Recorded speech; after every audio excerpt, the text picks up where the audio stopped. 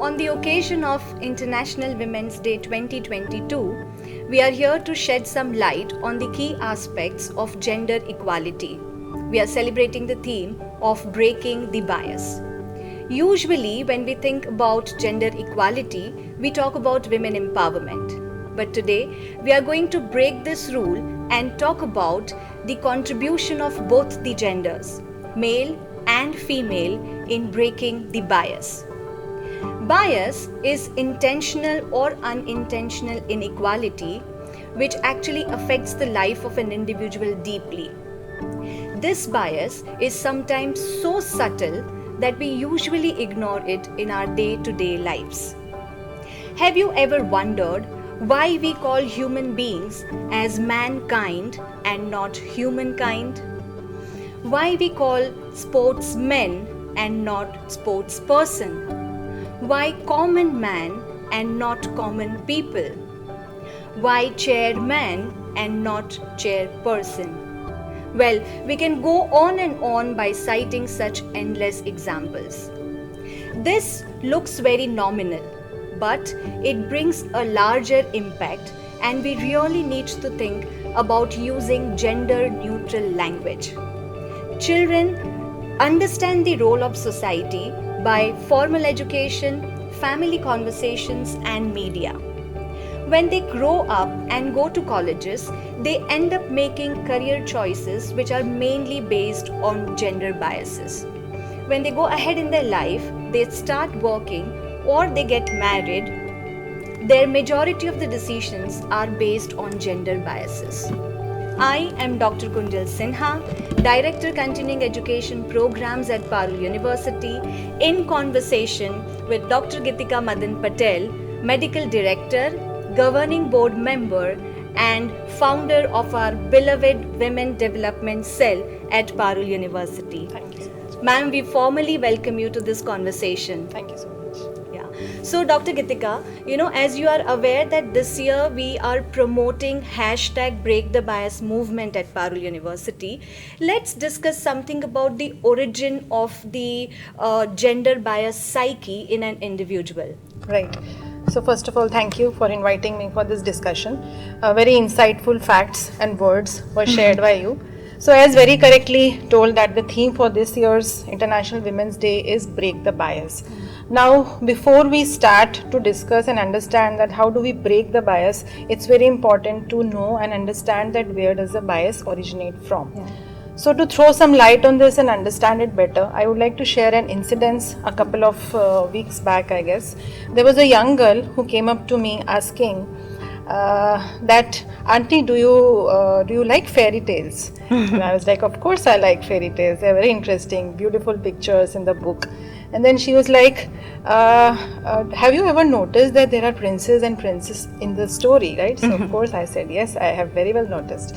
So then she asked me a question, and the question was that, have you ever noticed that in these stories, in these fairy tales, it is always like this, that the princess gets stuck somewhere, she's into trouble, and the Prince Charming comes and saves the princess. Yeah. So this question, it troubled me a little, it shook me a little, and I did not have an answer. So she was like, why is always like that? Why it is that the princess cannot help herself, or her friend or her mother doesn't come to save her, and it's always a prince who comes to save her?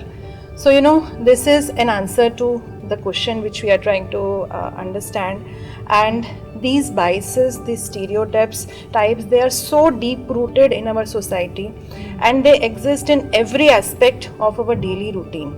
And this conditioning starts right from the day one of our life, be it the colors which we choose to wear, be it the toys which we play, which the girls and boys play, be it the kind of sports that we play, be it the kind of musical instruments that we play. Every single aspect there is some bias. Now I always think about this, that these are some harmless biases. It's okay to wear one color and the boys to wear the other color. But somehow this bias, these stereotypes, they restrict our choices to a certain extent. They give us a bucket of choices which do not have all the options, and then our minds gets into a certain conditioning that this is what is available to me as a choice, and then that is how they start to convert into harmful stereotypes, which we call them, harmful biases, which restrict your growth as an individual, which restrict your options, your decision making as a whole, be it choosing your career ahead or anything else in your life. So I always tell this, that unfortunately in our society, inequality gets learned and equality needs teaching, though it has to be the other way around. So it is really very important that we consciously try to unlearn a little. A lot of it has been learned over the years, and the time has come now that we need to unlearn a little and then move towards this breaking the bias. I always compare this to a sheet of drawing in which you have drawn something very hard. And when you try to draw something new on this sheet of paper, you need to rub very hard, isn't it? And still the impressions remain. So if you want to actually write a new chapter, you need to unlearn a lot and rub it really hard, and then develop a newer way of thinking, a newer concept which is understood by everybody. So as we discussed that this stereotyping, these biases, they come into our minds right from the age of 4 years to 5 years, and they start building and occupy the majority of our mind till the age of 10 years. And as we move ahead, they have a strong place in our mind, and that is what keeps affecting our decision making, our career options, our choices ahead every time when we move ahead. So what do you think that, let us move a little ahead, and what do you think that how do these stereotypes, they affect decision making so far as the educational choices of the teenagers are concerned? You have been associated with many youngsters in the university and before joining us at other academic institutions. So how do you think these stereotypes affect their educational choices? Yes, ma'am. So I'm deeply affected by the story which you have just shared. And ma'am, let me tell you this very frankly, that this, mentality, the kid actually takes forward in the teenage, especially when, it comes to career choices or the selection of the career. So each one of us, we have seen this movie, Three Idiots, right? The movie basically it starts talking about that if a boy is born, then he is destined to be an engineer, and if a girl is born, then she's destined to be a doctor. Well, this movie was aired around more than a decade ago, but trust me, ma'am, that till today most of the educated parents and their kids, their decision related to the career basically revolves around the lines which were talked about in the movie. We have already seen the surge of female engineers and male doctors in last few decades, but then if we see to the statistics deeply, and we will be able to see that there are data driven male female ratios in the selection of the career of the candidates. Like if we want to cite few examples, say for example, the most of the career choices are basically based on the job profiles which they get, rather than selecting a career which is in which they are really passionate about. So if we kind of try and cite some examples, say for example, a profile wherein a lot of relaxation of holidays are there, or a profile wherein there are no transfers, such kind of profiles are basically preferred by a female. And on the contrary, those kind of profiles which are basically target oriented or marketing oriented, or a profile wherein a female has to stay back in the workplace for a longer period of time, or high end profiles, high hierarchy profiles wherein the female will have to have a lot of relaxation and flexibility in terms of time and travel. So basically these kind of profiles are more selected by males rather than females.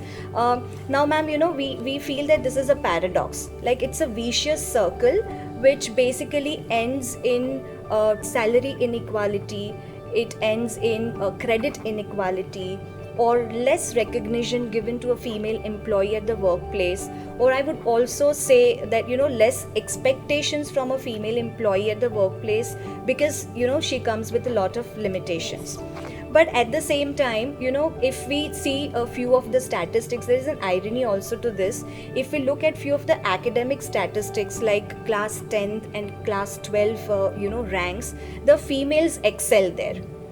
But what happens when we look into the statistics of employment post graduation or after the post graduation, the ratio really decreases. So this is an irony because the intelligence should ideally be not based on the gender. However, the intelligence should be based on, it should be neutral for both the genders. What do you think about when it comes to workplace? So we have come up to the education places, and let us move ahead in the life ahead. So workplace. Let us talk about workplace. So what happens there? So again, citing an example, I remember this when we were talking that I think a couple of months back, I recruited a female for a position, and she was found to be absolutely eligible and very deserving. That is the reason she was appointed. And as soon as she was appointed, and the head of that particular department came to know that a female has been appointed for this position, so he came up with a request that, ma'am, could we please consider the second candidate who is a male for this job? And I was like very peacefully and calmly looking at him, and I asked that, can you cite some reasons for this request? And he was like, madam, first is I will require this candidate to stay back in the evenings and work a little because we have a lot of work pending. So I was like, that's okay, I understood that, and I had a word, and the candidate is ready to do that. She's ready to stay back and work a little more and achieve the targets. Anything else? So he was like, I came to know that she's unmarried, and she was a young lady, so she might get married next year and then just move away. So all the time I'm spending in training her, it will just shoo away. So I was like, I had a word regarding this as well. She is not planning to get married in the next 2 years, and even if she gets married, she will stay and stick to the job. Then I asked, anything else? Then he was like, if she gets married, then maybe the next year she'll plan family, and then she'll have a child soon, and then she'll take a maternity leave, 6 months, 8 months, and then what will I do? I'll come up requesting for another candidate. So I was like, do you think so much if I would have appointed a male candidate? I mean, would he have given you a stamp paper guarantee that he will not be moving away in the next 2-3 years? So then I explained him that, see, everything has been considered, and in place of having so many presumptions in the biases before the candidate has joined, before you have met her, this is all in your mind already.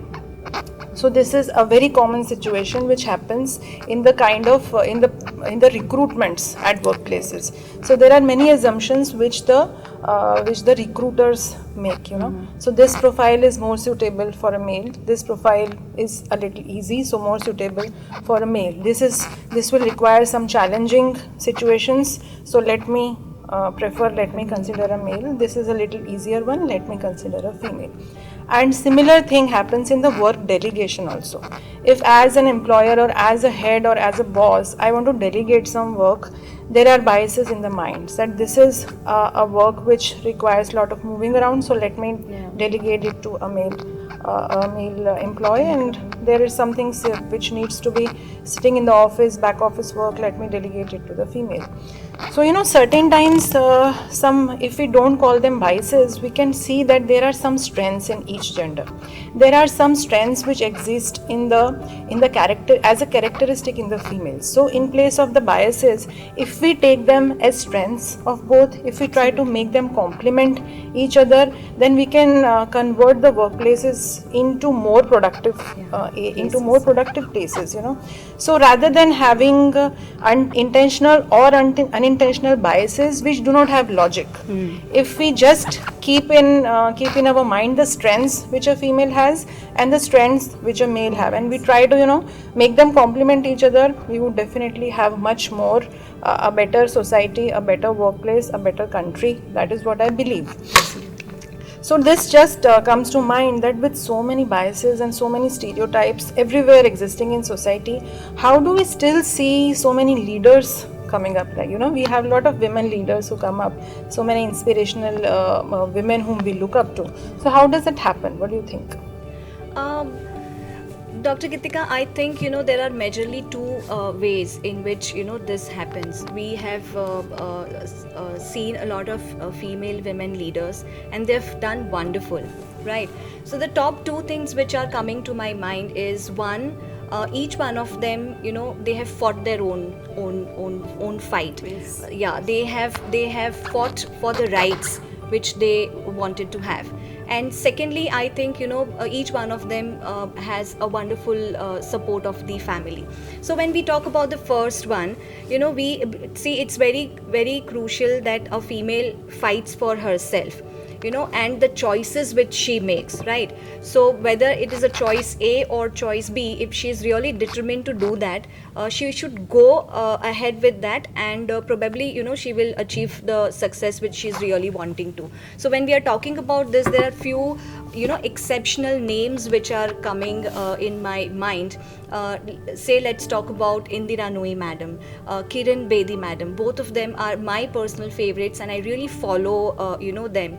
We talk about Saina Nehwal, we talk about Mary Kom, Kiran Majumdar Shaw. So each one of them, they also had a lot of odds when they really wanted to come up in their career, but one thing which is common, which we can say that it is common in almost all of them, is the grit and determination, and that urge of actually fighting all odds and coming up the ladder in their career. So it's all about you fighting out for your career and actually deciding on I the want to go for choice it. that Yes. I really want to go ahead. And second most important thing which comes to my mind is the support of the family. Now when we talk about family support, we all know that it is very very crucial. Without that we won't be able to do much. When we see this historical story of Savitribai Phule, who actually wanted to and fought related to opening up the education for girls in society at that point in time, and there was a society which was not really ready with the entire concept at that point in time. So when we are mentioning about her, we should actually mention about Jyoti Rao Phule, her husband, who actually stood by her, and together they had fought the entire fight, and they were successful, they had won, right? So I would also say, ma'am, that when you are sitting here and when I am sitting here, we know that we have this wonderful and caring supporting family back at home, because of which we are able to do what we are doing today. Yes, that is Yeah. very true. So you, as you very correctly told, that in two circumstances the women come forward and they become, Yeah. take up good positions in Yeah. the society. One is they just fight for their whatever, That's they it. just stick to what they wish to do, and their determination is something which takes them forward. And the other is, definitely, as we have been fortunate enough to be supported by our wonderful families. So I sometimes I think, what about the common women, Yeah. who have lot of potential, who are very good at their in their education, in their technical know-hows, but somehow they don't have both of these. They are not that courageous to fight against everybody, and neither they have support from the family. So just citing an example to this, just imagine a young girl who gets who just passed out her education, a brilliant student, brilliant child, gets a placement in a good company, and then taking a little break, she gets married, right? So her husband is a little fine, okay, supportive, but after the marriage, the family tells her that now it's fine, you can stay at home, and you can be with your mother-in-law, and you can look after the home, you can be the home manager of the house. And she is in shock, she is into deep shock, because she doesn't want to fight with the family. They are all loving, they support her otherwise, but they don't want her to move ahead in her career. And she takes a decision and starts working. So she takes her decision and takes a stand, but when she comes back from her work, she doesn't get a smiling face. She is always told like this, that we don't like the way you are doing, you are not supporting the family, and she is always into a deep stress, that I am not being able to do justice with the family, and she is into guilt. So this guilt, all the time it saddens you from inside, and it creates trouble for you. So you are not able to do justice to your work as well. And this is a common condition which I can say is for millions of girls and women in our family. And you know why this happens? Because probably the mother-in-law was such that she could not have her own career, and now she expects her The daughter-in-law same. to be staying with her, and she wants her to support her and back up her and not build her career. And everybody else is supporting her just because she is the elder one in the family. So this is a very, very common situation. So when we hear and come to know about these situations very frequently, just one thought comes to my mind. We all know that life comes to us just once, right? And if anyone does not get an opportunity to live the way he or she wishes to, then this is an absolute injustice. Don't we feel like that, Yeah, right? And this is absolutely. happening to millions of girls and women in the society. So many times we keep telling to the girls and women, whatever happens, you must fight with the society, you must fight within family and go for it. But you know, it is not that simple. It's sometimes it is complex. So rather than always just telling them, of course we need to tell them and make them stronger, but we also need to tell the society and the family to understand the concept as a whole. And it is high time that we start creating a gender inclusive society in which there are equal opportunities, there are equal flexibilities, there are equal options and choices for both the genders to grow their careers, and then to make a more sustainable and a more productive society. Right. So that is what is most crucial at this moment, that everybody needs to come at this one platform, understand the concept, unlearn a little, and then start building the concept and start to break the biases. And that is how we will be able to improve. Otherwise the condition is going to remain the same as it existed 100 years back, or it is today. The pace of growth will be really very slow if only women try to become stronger and determined and keep fighting. Now what is happening is we are seeing a lot of women are now very focused. They don't want to compromise on their career and everything, so they are raising voices, they are voicing their opinion, and somehow equal support is not coming up from the society. And that is what is splitting up families more, breaking the society into divisions, and complexities are getting they are rising up in the society. So it's the need of the hour that everybody comes together, join hands, and think towards breaking these biases. Correct. Yeah. So we have kind of talked very nicely what's the origin, what happens in the childhood, how decisions are taken mainly at the teenage, at workplace, how to break the stereotypes at workplace, how women leaders are able to come up. Can we have the takeaways of the entire discussion? So what's your viewpoint that what our viewers will be able to take away? I think the first takeaway, this is what I always tell to the young girls and women, is that it is of utmost importance to know yourself, to explore your own strengths and potential. You must know that what are you capable of doing, and you shall never expect anybody else to come up and tell you can do this, you can do that. It is you who has to look deep inside you. You shall know yourself better than anybody else knows you, and you shall be ready to work on your strengths and grow them. And that is the first thing which is required. The support and everything will fall into place. It will gradually happen. But the first important thing is to know yourself, explore your strengths to the best, and bring out the best what exists in you. That is the first take. What do you think? So what we have discussed so far, I would say that the next takeaway is very simple: make your own choice. Build your own choice, make your own choice, rather than following the choice which is generally a conditioned stereotype in the society. So we have many a times we have seen that there are a lot of job transfers, or the female who has actually put in a lot of efforts to make her career because of certain things and situations in the life. Either they have to leave the job, they have to break the job in between, or they have to change the location, etc. Well, these situations are very normal, and they would come in the life of a female wherever they are working in this world, right? But there are certain solutions which we can find out, which will be actually helping both the genders to be there in the society in a nice way. Like, say for example, if such a thing comes up in the family, the best thing to do is sit together, analyze the entire situation, discuss with each other, come out with the pros and cons of taking the decision and then take the decision. And the decisions shall not be biased. And the decisions will not be biased because they are, in mutual consent with each other. So once this process, then after the entire process, whatever is the decision, that decision can be that, okay, you take a break and change the location, or that decision can be that you continue with your job, whatever is the outcome of the entire thing. But at least the process which we have used is a very inclusive process wherein both the genders have come together and they have kind of discussed and decided what to do further.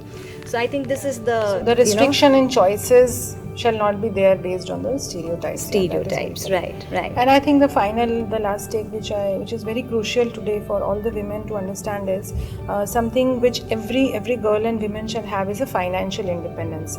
Nowadays we see that there is a lot of dependence of women on their husbands, on their fathers, on their brothers, on their sons, just because they are not financially independent. For every girl and women, a financial understanding, a financial knowledge and financial independence. This is utmost crucial to sustain yourself given any situation in life comes ahead. You should be able to sustain yourself and if required your family also. Any kind of difficult situation or circumstance comes ahead. Many times now we see that there are women who are earning very good, but they have no insights of how their finances are being managed. They have no insights on where their money is going. So for all strategy, for all strata of all kinds of women who are earning or who are earning a little less, they shall be looking forward to making themselves financially independent and must see to it that in any given moment of life they shall be able to sustain themselves. So that is a very important takeaway. And for the society, of course, as has been told multiple times, that a high time has come that we all join in hands, and the women development, women empowerment talks are not only for women, because if the other part of the other section of the society is not joining in, it's going to be a split society eventually. More and more competition is happening, more and more, there are a lot of controversies and complexities which are arising. So it's very important that we all join in, come at one platform and start to understand this concept and try to now break these biases. Yeah, great. So with this note, we request all of you to join us in this mission of breaking the bias and making a gender neutralized society. We thank you, Dr. Geetika, for joining us in this conversation today. It was a complete pleasure to share this stage with you, and let us wish all the viewers, wish all the men and women a very happy Women's Day. Yeah. Thank you.